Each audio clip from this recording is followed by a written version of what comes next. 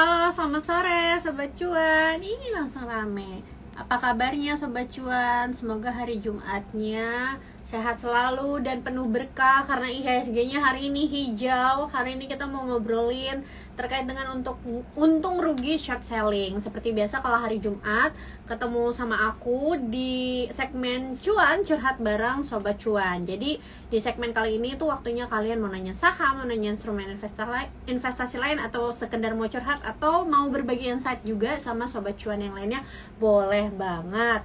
Nah, sebelum aku bahas terkait short selling dulu, aku mau bahas terkait market kita hari ini. Ternyata ditutup menguat 0,89%. Tadi sebenarnya kayaknya udah sempat menguat 1%-an ya, tapi menjelang penutupan market atau pre-closingnya ini agak melemah 0,89. Kita belum 0,89%. Kita belum tahu ya penutupannya nanti di berapa after 15 menit setelah lewat jam 4. Tapi sekarang itu ya penutupan IDX-nya itu ditutup hijau. Hari ini transaksinya cukup gede Sobat Cuan. Transaksi bursa kita hari ini 17 triliun. Dari biasanya paling transaksi di bursa kita itu cuma sekitar 9-10 triliun. Hari ini di angka 17 triliun cukup besar ya. Karena kalau kita lihat juga hari ini saham-saham blue chips yang dari kemarin-kemarin banyak dibuang asing, hari ini mengalami penguatan. Terus juga hari ini ada brand yang ngalahin BCA kembali secara market cap nih. Jadi brandnya udah nyalip lagi karena memang hari ini brand itu naik sekitar 7%-an. Jadi BBCA sekarang ada di peringkat kedua dari sisi market cap. Nah, kalau ngomongin asing, kemarin tuh hasil rapat umum Dewan Gubernur Bank Indonesia ya Sobat Cuan. Jadi suku bunga ditetapkan tetap di 6,25%, dan kemarin asingnya itu hanya keluar sekitar 115 miliaran. Kalau nggak salah paginya tuh sempat masif, tapi pas di sesi keduanya banyak fundnya yang balik lagi untuk melakukan pembelian gitu. Nah, kalau kita lihat sebenarnya kemarin seminggu itu asingnya itu ada keluar sekitar 3,7 triliun. Tapi kemarin udah makin mengecil sekitar 115 miliar aja. Dan sebenarnya sore ini semua akan menanti-nanti bagaimana kira-kira hasil dari net foreign buy dan sell-nya ini. Karena kalau lihat marketnya hari ini 17 triliun, ada kemungkinan justru asingnya ini hari ini net buy ya, bukannya net sell. Kalaupun bukan asing yang net buy, tapi paling nggak fund-fund lokalnya mungkin melakukan net buy. Sobat Cuan, gimana Sobat Cuan udah dengar terkait dengan short selling ini? Ada yang belum dengar beritanya?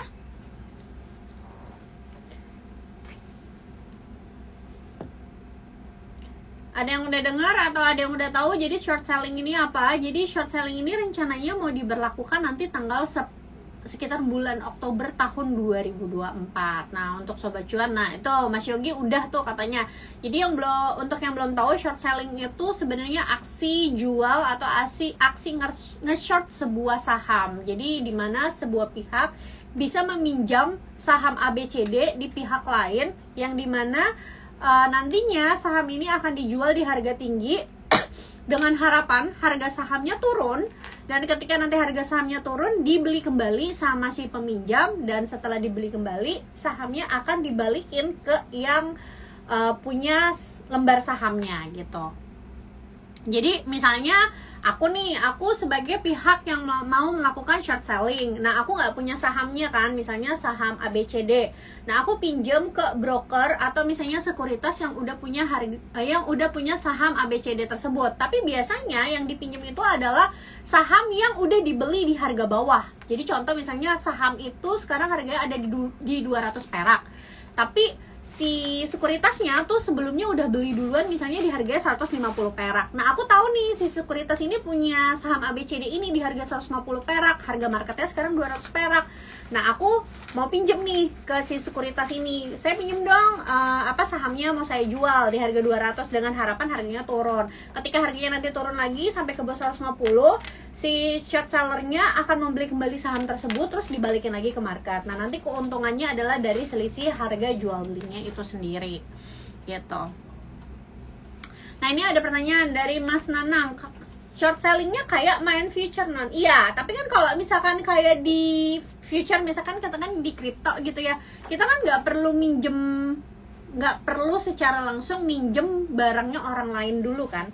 Nah kalau di bursa saham kita harus pinjem dulu saham milik orang lain yang emang orang lain itu punya saham tersebut. Nah yang masuk ke bursa, jadi short selling itu ada bursanya sendiri, ada indeksnya sendiri. Yang masuk itu ada sekitar 116 saham, Sobat Cuan ya. Sama aja kayak rekening margin sebenarnya. Kan di bursa kita tuh ada saham-saham yang bisa dibeli pakai margin, Sobat Cuan. Nah, yang bisa dibeli pakai margin itu nggak semua saham bisa dibeli pakai margin. Jadi hanya ada beberapa daftar saham aja yang bisa dibeli pakai margin. Nah, sama juga kayak short selling, hanya ada beberapa saham yang bisa dilakukan short. Tapi biasanya itu saham-saham yang kapitalisasinya besar, likuiditasnya tinggi. Pokoknya saham-saham yang sering bertengger di papan, di indeks-indeks gitulah gitu. Jadi termasuk saham-saham yang masuk di bursa saham syariah, juga ada beberapa saham yang bisa di short sell. Tapi Sobat Cuan harus tahu, short selling itu menurut MUI itu diharamkan karena spekulatif ya sifatnya gitu. Nah kalau kita ngomongin short selling ini sebenarnya ada untungnya atau cuma rugi doang sih? Nah kalau menurutku trading forex termasuk short selling bukan? Ada, trading forex ada dua, ada buy, ada short ya. Sama, kalau di bursa kita kan di Indonesia cuma ada buy-nya doang, nggak ada short-nya. Nah kalau di Amerika tuh sebenarnya juga udah ada short selling, di China juga udah ada, Korea. Tapi yang bisa melakukan itu kalau di Amerika tuh cuma hedge fund gitu. Jadi hedge fund, aku ada pernah nonton film ya di Netflix, tapi bukan film tentang si Michael Burry ya. Maksudnya aku ada nonton film dokumenter terkait para hedge funds yang udah pernah melakukan short selling. Jadi aku lupa sih judulnya apa. Jadi waktu itu lagi nyeritain tentang para hedge fund ini melakukan short selling di perusahaan farmasi ya. Jadi perusahaan farmasi ini dicari tahu nih sama orang-orang yang nge-short sellingnya itu ternyata jual apa sih waktu itu pernah ada kasus. Jadi bakalan kayak kasusnya bakalan kebuka. Jadi para short seller ini beranggapan kalau misalnya kasusnya bakalan kebuka pasti harga sahamnya kan rontok, makanya mereka nge-short nih si saham farmasi ini. Nah waktu pas mereka nge-short saham farmasi ini berhasil di Amerika. Terus akhirnya pemegang saham farmasi ini kan dulu ada Bill Ackman ya. Bill Ackman tuh yang pernah nge-short bursa Amerika tahun 2019 akhir Sobat Cuan, yang sebelum ada COVID dinyatakan pandemi, sebelum marketnya crash, itu Bill Ackman itu ada nge-short. Nah, tapi long story short, sebelum itu lagi Bill Ackman tuh pernah mengalami kerugian gara-gara saham yang dia punya di short sama hedge fund lain, yaitu si saham farmasi ini gitu. Nah, kalau untuk short selling sendiri, apakah ada untungnya atau cuma rugi doang? Nah, kalau menurut pandanganku ya, aku melihatnya itu dari sisi pertama, market kita tuh masih cenderung fragile karena diisi oleh investornya itu jumlahnya nggak terlalu banyak. Jumlah investor di Indonesia itu nggak sampai 5% dari total penduduk. Beda sama Amerika yang jumlah investornya tuh 50% lebih. Jadi secara market di sana tuh jauh lebih efisien dan juga nggak fragile. Yang kedua, investor aktifnya kita itu hanya sekitar 147.000 orang aja, means masih sedikit.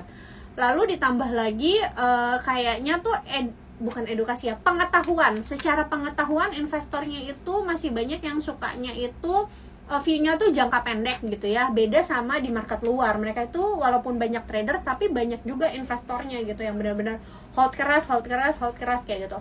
Kalau di sini tuh masih banyak menurutku pelaku sahamnya itu yang kebanyakan itu spekulasi gitu ya. Jadi menurutku udah weekend, kalau misalnya ditambah short selling, munculin kepanikan pada sebuah saham, yang ada tambah weekend lagi, tambah panik lagi gitu marketnya gitu. Jadi kalau aku merasa akan lebih banyak ruginya dibanding untungnya itu sendiri.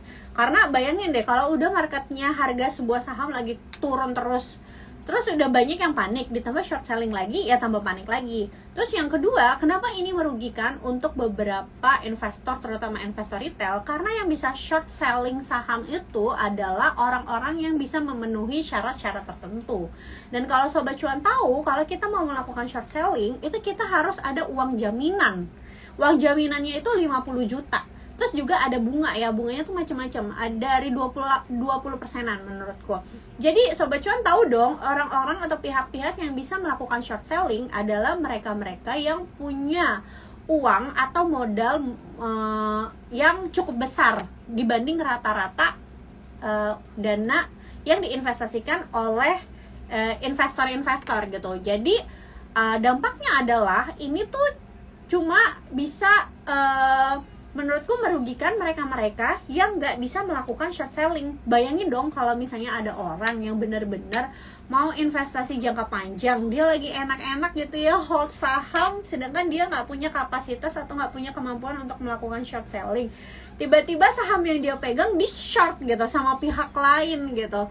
Mungkin tadinya dia mau holdnya jangka panjang jadi panik, atau mungkin mentalnya jadi terganggu, atau mungkin psikologisnya jadi terganggu karena saham yang dia punya di short dan harganya harus terkoreksi misalnya dalam jangka pendek gitu. Jadi menurutku sih lebih banyak ruginya ya daripada untungnya. Yang bisa untung ya mungkin orang-orang yang punya kemampuan atau punya kapasitas untuk melakukan short selling itu sendiri, yang memenuhi persyaratan kayak tadi uang jaminan 50 juta, bisa melakukan pembukaan account dan lain-lain. Selain itu menurutku di Indonesia itu fragile-nya juga menurutku ya masih banyak banget insider trading. Beda sama di Amerika. Kalau di Amerika itu insider tradingnya itu hukumannya berat kalau ketahuan. Kalau di sini kalian aja suka denger kan, misalnya ikut grup apa atau baca forum apa, info A1 atau misalnya baca Twitter gitu kan. Ya ini kan kayak gini-gini kan insider trading ya namanya gitu. Jadi bayangin dong kalau ada insider trading yang kita tahu misalnya saham ini lagi mau di short. Mungkin ada beberapa pihak yang tahu informasi tersebut duluan, mereka udah keluar duluan. Tapi untuk mereka-mereka investor mungkin retail yang jauh dari informasi tersebut, mereka nggak tahu apa-apa, tiba-tiba cuma ngelihat harga sahamnya ya udah terkoreksi aja gitu. Walaupun kalau ngomongin ya, sebenarnya Bursa Efek Indonesia ngadain short selling ini tuh untuk apa sih? Mereka sih bilangnya buat ningkatin likuiditas. Tapi kalau menurutku untuk ningkatin likuiditas itu bukan itu ya harusnya. Jawabannya harusnya Bursa Efek Indonesia itu memfokuskan gimana caranya jumlah investor di Indonesia itu bisa bertambah. Misalnya dari sisi edukasi dan lain-lain, bukan dengan ditakut-takutin. Pertama, udah kita bid dan offer itu ditutup kan kode broker ya kan. Yang kedua ada FCA. Yang ketiga mau ditambahin lagi short selling. Ini apa enggak menakut? Maksudnya jadi malah bikin investor-investor retail kita itu kayak ditakut-takutin gitu kan. Itu sih. Terus kayak likuiditasnya juga kita tahu sendiri ya masih kering, baik itu dari sisi makroekonomi, marketnya juga sekarang bukan yang lagi bullish. Kalau misalnya mau terapin short sell harusnya ketika marketnya tuh lagi bullish banget, misalnya kayak tahun 2021. Nah permasalahannya market kita atau IHSG kita saat ini tuh nggak lagi bullish.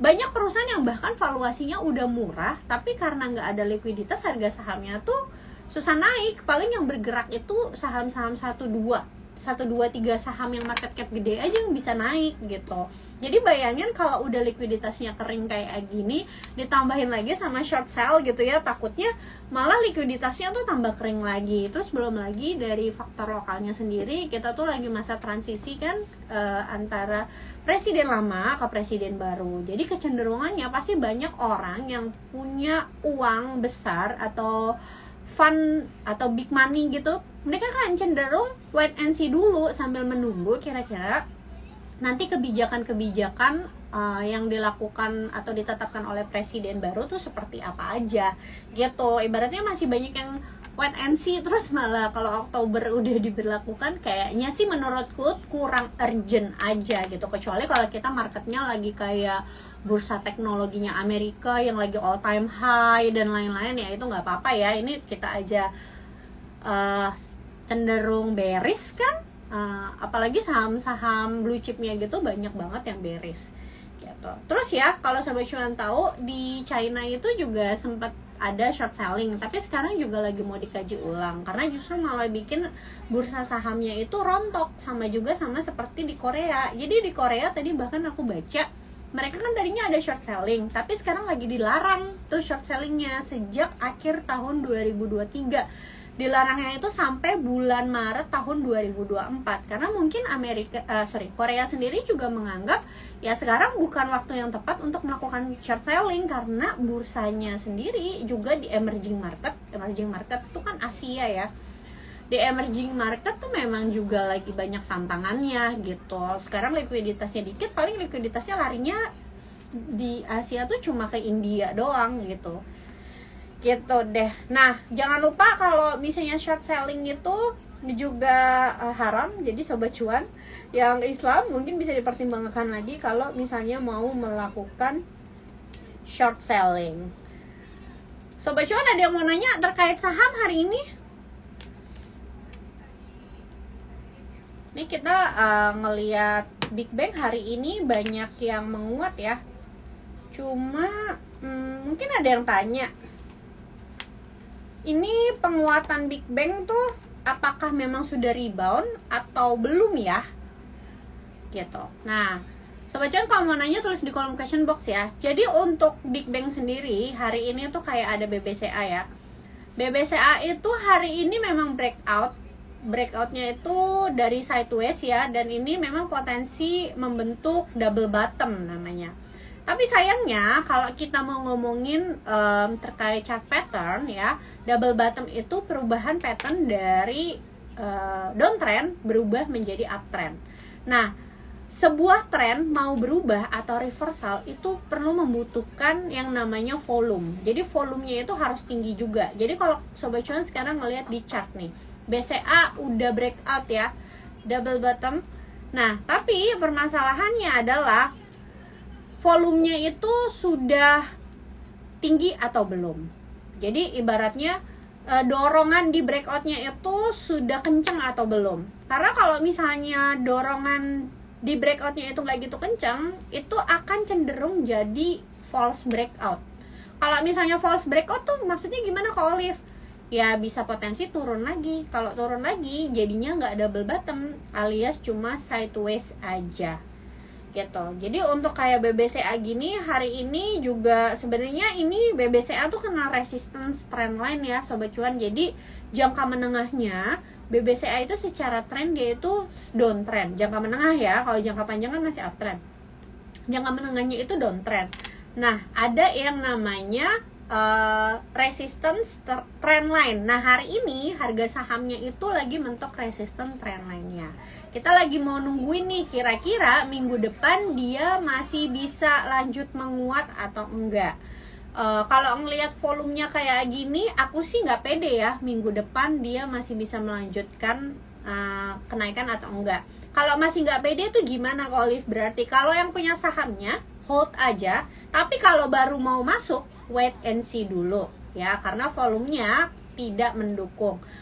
Kalaupun nantinya minggu depan dia masih bisa melanjutkan penguatan, itu paling nguji resistansnya aja ke area 9.800-an. Ya mungkin kalau mau trading tipis-tipis bisa, tapi kalau misalkan mau tradingnya agak panjang gitu ya masih belum, karena volumenya itu masih kurang tinggi, oke? Nah, area-area support baru dari BBCA itu 9.550. Jadi, kalau misalnya minggu depan BBCA bisa bertahan di atas 9.550, artinya dia bisa berpotensi melanjutkan atau valid double bottomnya. Ya, ditungguin ya, beneran masih bisa lanjut naik ke atas dan juga dengan volume yang tinggi atau tidak. Tapi kalau misalnya minggu depan harga sahamnya turun ke bawah 9.550, maka artinya double bottomnya itu invalid.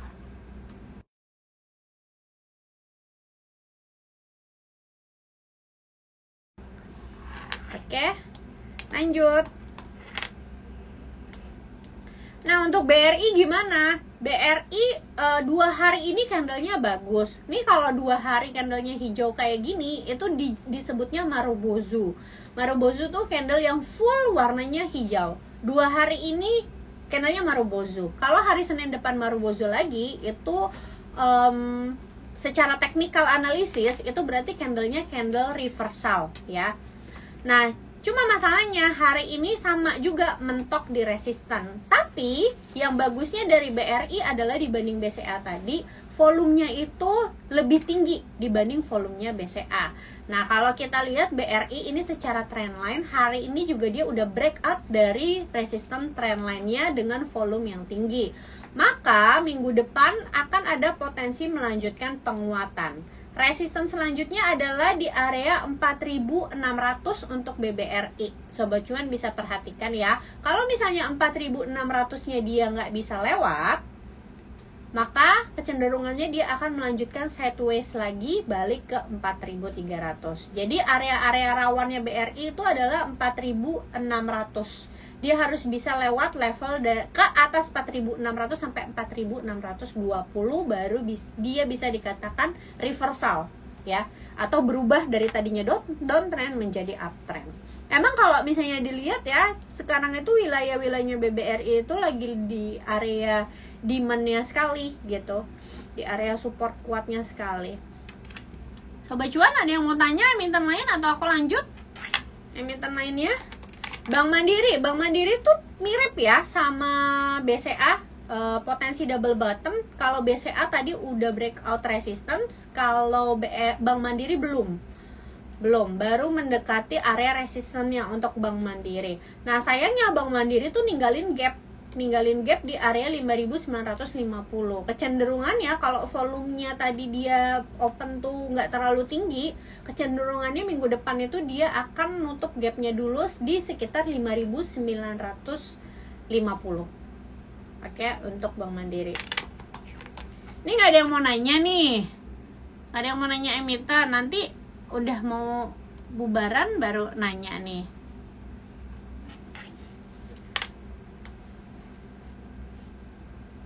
Oke. Oh, ASI masih sideways sama seperti minggu kemarin. Ada ASI itu supportnya di 4.280. Ditungguin aja di area tersebut, dilihat kalau misalnya dia nggak berhasil jebol ke bawah 4.280, maka itu menjadi support kuatnya. Kalau aku lihat ASI itu cenderung dia sideways ya Sobat cuan. Sideways tuh alias harganya tuh nggak kemana-mana, jadi dia geraknya di level tertentu aja. Kalau sideways kayak gini nggak usah buru-buru masuk ya, nggak usah buru-buru masuk, diliatin aja dulu beberapa waktu ke depan dia tuh kuat nggak bikin base-nya, bikin base di sideways-nya ini. Kalau kuat nanti baru masuk. Jadi kalau sekarang wait and see dulu. Supportnya itu 4.280-an ya. PTBA nih geraknya agak beda ya. Tadi ada RO sama ITMG, padahal hari ini tuh nggak merah, tapi PTBA itu merah. Nah PTBA Sobat cuan wait and see dulu. Kalau menurutku pribadi, sekarang sih sebenarnya di support trendline ya. Tapi kalaupun Sobat cuan mau trading di area sekarang, itu paling naiknya tipis banget. Jadi lebih besar resiko daripada kenaikannya. Cuma sekitar 2% doang dari resistance. Nah kalau dia udah jebol area support kayak gini, ini kan dia udah jebol nih supportnya itu kan di daerah 2410 lah ya. Hari ini sih sebenarnya nggak jebol sih, hari ini ditutupnya tepat di support. Cuma lihat lagi minggu depan, kalau misalnya minggu depan turun ke bawah area 2410, better wait and see dulu, tunggu di 2300 karena PTBA itu ada support di area 2300 ya. Jadi cenderung untuk sideways dulu PTBA. Kayak nanya katanya.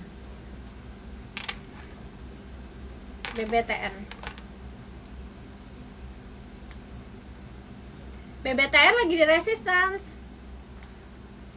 lagi di resist trend lainnya. Jadi harus tunggu antara dia mau balik ke bawah lagi, ke support di bawah. Supportnya itu di area 1170 atau dia mau breakout.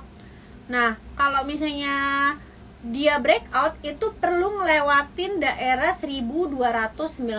Selama dia nggak bisa lewat 1290, untuk BBTN itu cenderung sideways. Kalau dia cenderung sideways, better ambilnya bener-bener di area supportnya, kayak di 1770-an gitu. Goto, aduh Goto berat ya. Kayak kita udah pernah bikinin konten deh, hati-hati FCA loh untuk Goto. 2 minggu lalu ya kalau nggak salah ya, apa minggu lalu kan ada tuh kontennya di Instagramnya Cuap-Cuan.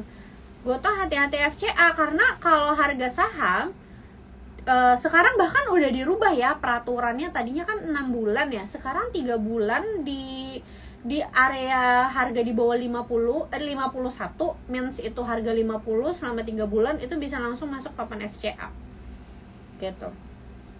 Nah ini untuk Gotoh sekarang 50. Cuma gini, kalau Gotoh itu sekarang itu kan bener-bener ganti seisi-isinya. Nah kodanya juga, bukan pekerja sih, pimpinan-pimpinannya juga. Jadi butuh waktu atau butuh pembuktian yang udah pasti, nggak dalam waktu cepat. Pembuktian secara kinerja, secara perusahaan, secara fundamental perusahaannya. Nanti kalau dengan pemimpin-pemimpin baru ini ternyata kinerjanya bisa lebih baik, baru deh harga sahamnya diapresiasi market. Kalau dalam jangka pendek sih aku nggak jamin ya gitu. Apalagi harus lihat juga, bentar deh, Gotoh.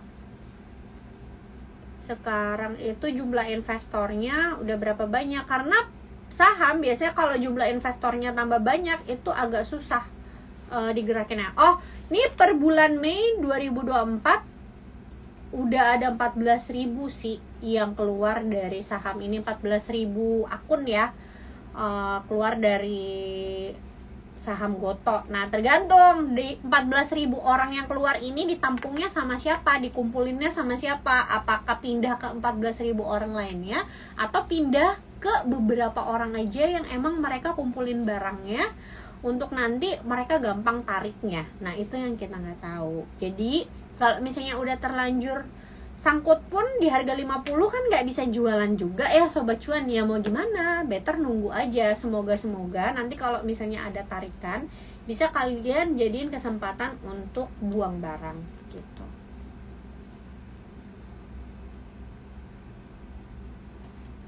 Mau short selling Gotoh. Tuh kata Effendi, jangan coba short selling Big Bang, bisa rungkat. Iya. Nah Sobat Cuan harus tahu ya, short selling itu juga kan kita ngelawan orang lain lagi. Kita nggak tahu, jangan-jangan nanti marketnya udah turun, kita mau short, tiba-tiba sebenarnya ada uang yang punya lebih banyak uang dari kita, dia malah naikin harga sahamnya. Contohnya kayak di Amerika kan waktu GameStop ya, itu waktu GameStop jadi ada beberapa hedge fund itu melakukan short selling 300 jutaan US dollar kalau nggak salah. Tapi dilawan tuh sama Roaring Kitty. Tahu kan kalian trader itu yang Roaring Kitty, dia ngajakin trader-trader lainnya untuk ngelawan short selling dari GameStop ini.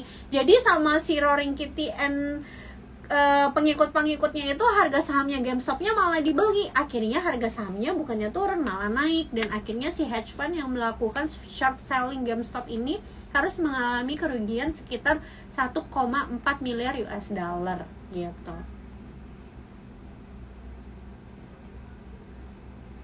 Gotoh udah auto.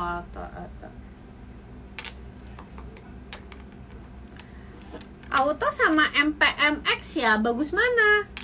Kalau apa namanya MPMX tuh cenderung lebih untuk dividen stok aja. Dividen stok aja sih, karena dividen yieldnya tuh cenderung besar. Auto juga sama sih, dividennya besar. Keduanya sama-sama bagus sih. Keduanya sama-sama bagus, tapi kalau aku lebih prefer auto ya, apalagi sekarang harganya tuh udah turun cukup dalam. Bentar deh. By the way, kuartal 1 2024 juga ini baik MPMX dan juga auto bagus-bagus ya. Labanya kayak auto itu tumbuh 10%. MPMX itu labanya kuartal 1 juga tumbuh. Dua-duanya sih should be okay. Dividennya gede-gede, hutangnya juga kecil. Bentar ya, aku lagi cek RTI bisnis dulu. Kalau mau ngomongin misalnya bagusan mana ya, kita bisa lihat aja, bandingin rasio profitability-nya gitu. Kalau auto sih rasio profitability-nya jauh lebih besar ya daripada MPMX gitu. Dia punya gross profit margin tuh jauh lebih tebal. Gross profit marginnya auto itu sekitar 15%, sedangkan MPMX tuh cuma berapa nih? 8%-an. Makin tebal gross profit margin itu makin bagus. Artinya apa? Kalau misalnya tiba-tiba bahan baku harus mengalami kenaikan, biasanya dia masih bisa punya ruang untuk nutupin kenaikan harga bahan baku tanpa harus buru-buru naikin harga jual. Terus juga misalnya kalau misalnya beban bunganya naik, misalnya perusahaan punya hutang berbunga, beban bunganya naik, kalau gross profit marginnya lebih tebal, tentunya lebih mampu untuk menghadapi kenaikan beban bunga dibanding yang gross profit marginnya tuh lebih kecil kayak gitu. Net profit marginnya juga 10%, mens bagus. Aku udah sempat sampaikan ya untuk emiten 2 minggu lalu kalau nggak salah, pas kita lagi bahas terkait emiten-emiten retail. Sebaiknya cari kalau mau investasi perusahaan yang punya net profit margin 2 kali pertumbuhan GDP Indonesia. Jadi GDP Indonesia itu kan pertumbuhannya 5%. Nah berarti net profit marginnya itu harus sekitar 10%-an. Nah auto itu net profit marginnya itu sekitar 10%.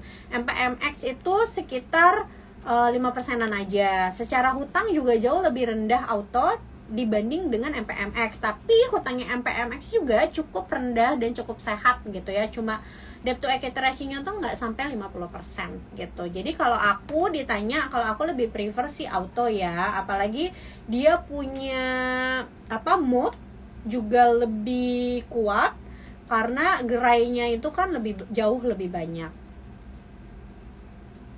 Nah kalau auto ini sekarang di PI berapa sih?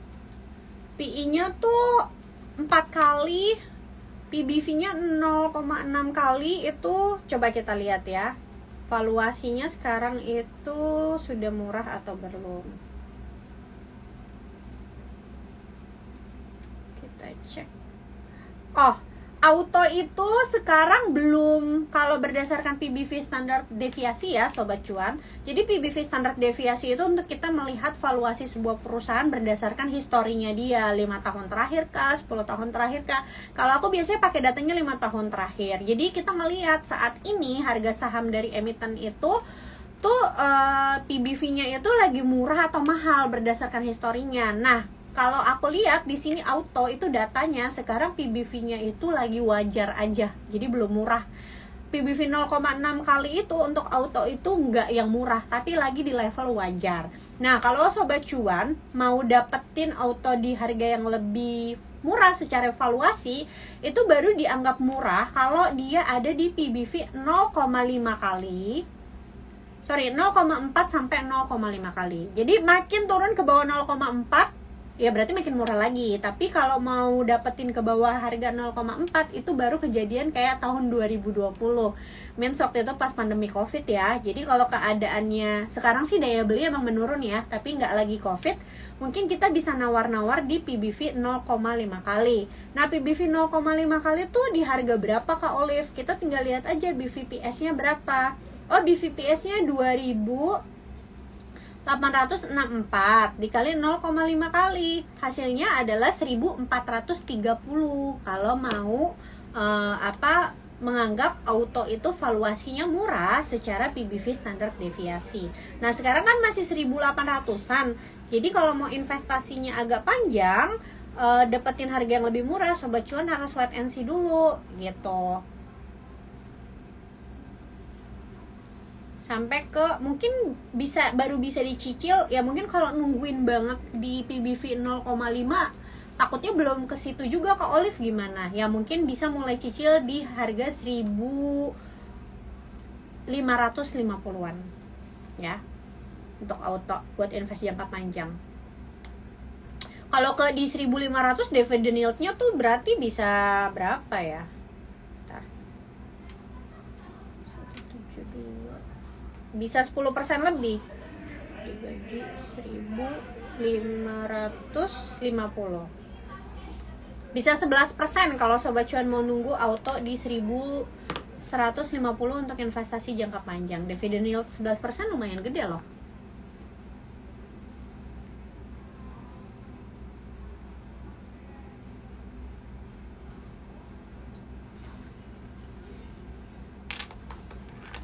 Kalau MPMX itu bentar ya.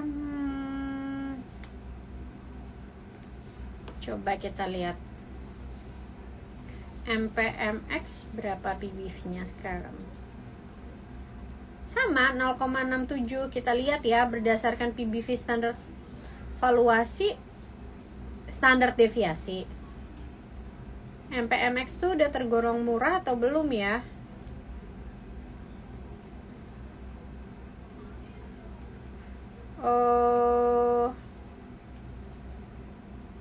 Sama, belum juga nih MPMX. Masih tunggu juga nih di PBV 0,5 kali. PBV 0,5 kalinya MPMX itu di harga 1408 kali 0,5. Sekitar di harga 700-an. Nah, 700-an untuk MPMX baru bisa dikatakan murahnya. Tapi belum tentu nyampe ke sana juga. Mungkin kalau mau cicil ya di kisaran 880 lah. Cicil-cicil awal buat nabung-nabung sampai siapa tahu dia turun ke level 700-an. Dividend yield-nya gede juga tuh. Ada lagi sobat cuan?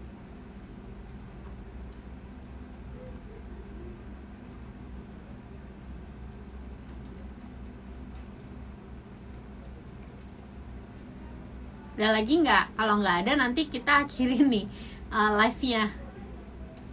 Jangan malu-malu ya kalau mau nanya.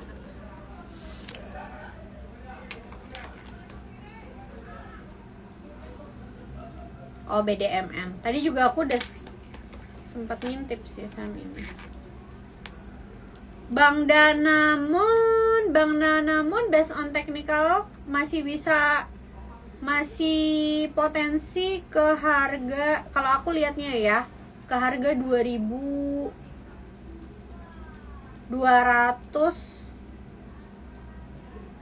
50 sampai 2.300 untuk BDMN.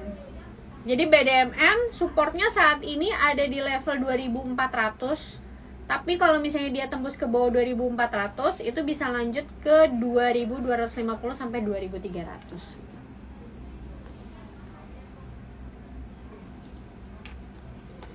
PNGA.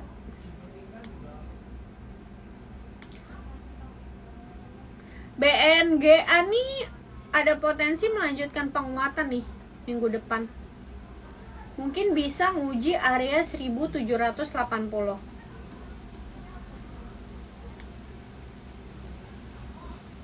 1.780.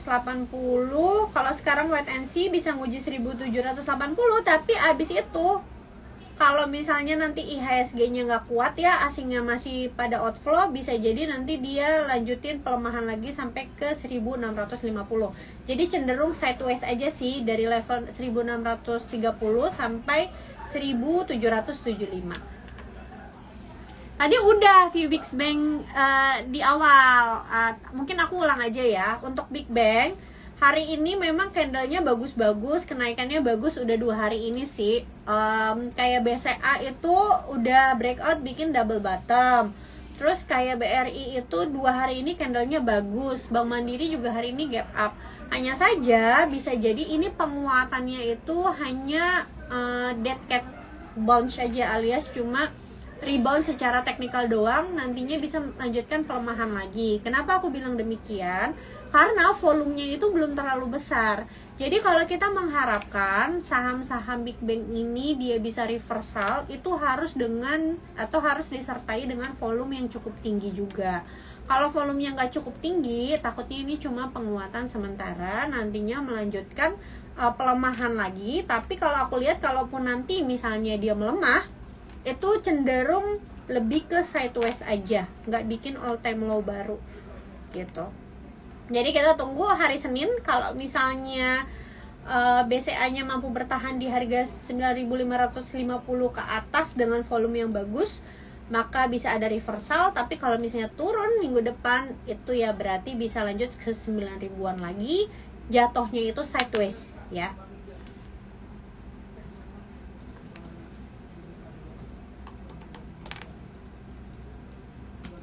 Nah, hari ini juga soalnya sama nih, IHSG-nya itu hari ini kena resistance, dan candlenya itu hari ini nggak full tutupnya. Tadi siang tuh sempat menguat, tapi ditutupnya tuh hari ini cuma candlenya setengah aja, nyisain buntut gitu. Jadi ibaratnya tuh masih kurang kuat, potensinya minggu depan menurutku pribadi cenderung terkoreksi gitu. Tapi terkoreksinya bukan all time low ya, maksudnya bukan bikin low baru sobat cuan. Koreksinya tuh balik sideways lagi gitu, ke support yang ada sebelumnya.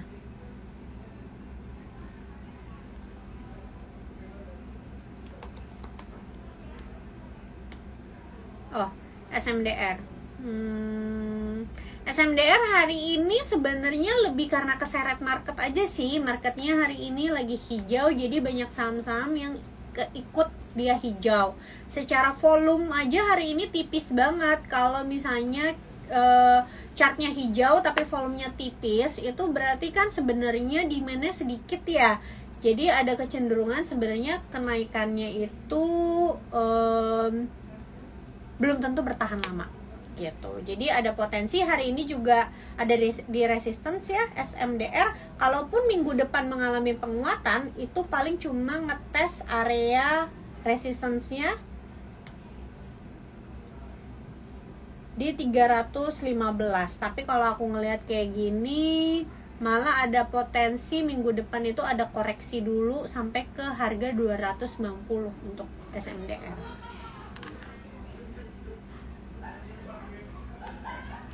Kalau Ultra Jaya, jangan dipakai trading, diinvestasin aja sobat cuan ya.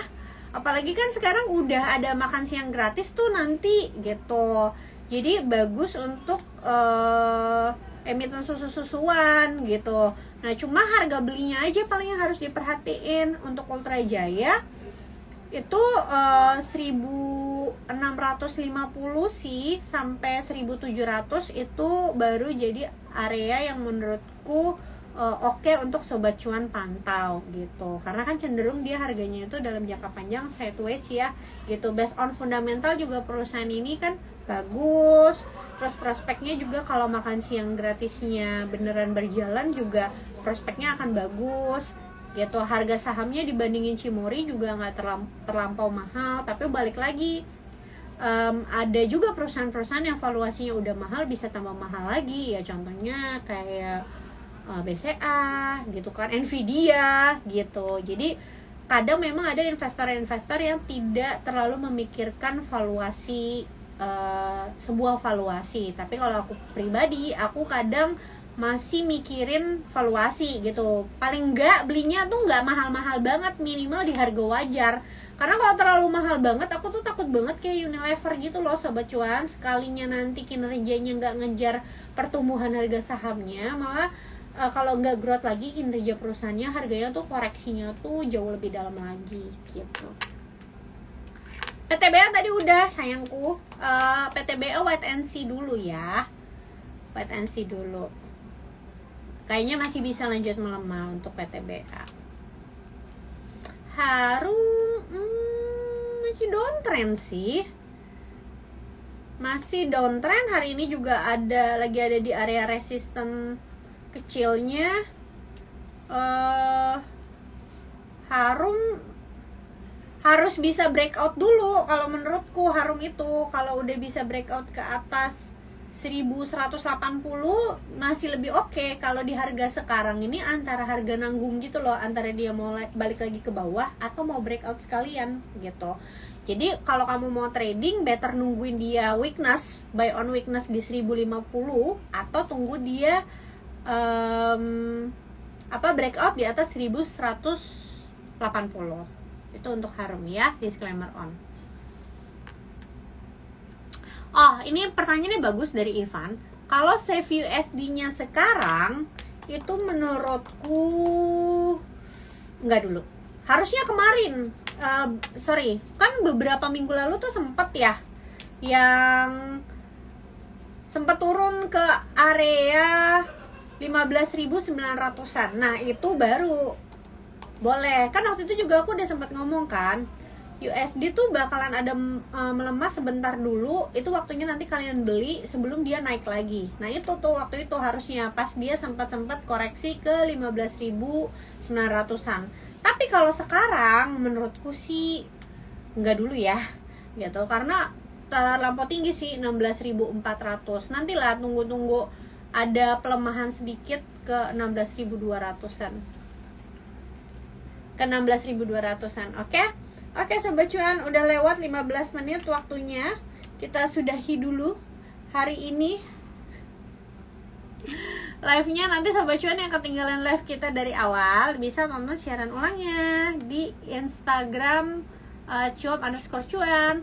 Terus aku juga mau ngingetin untuk dengerin podcast kita di Spotify, Apple Podcast, Google Podcast, dan juga Anchor. Subscribe YouTube channel kita cuap_cuan. Oh ya, kita tuh sekarang juga udah hadir di Telegram ya, komunitasnya cuap_cuan. Jadi Sobat Cuan tuh bisa join di sana. Kalian bisa tanya-tanya terkait kripto, terus juga saham. Ada kanal-kanalnya juga terkait technical analysis, fundamental analysis, terus juga jadi tempat diskusi. Kalau nggak salah link Telegramnya ada di Instagram cuap_cuan ya. Sobat Cuan bisa klik aja. Terus tanggal 29 Juni kita tuh ada kelas cuan online.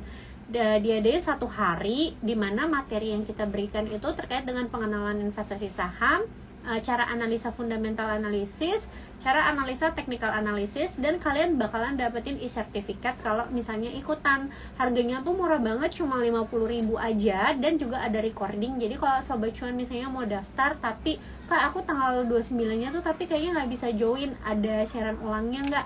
Ada banget gitu. Oke, itu aja informasi dari aku. Terima kasih Sobat Cuan karena udah dengerin live kita kali ini.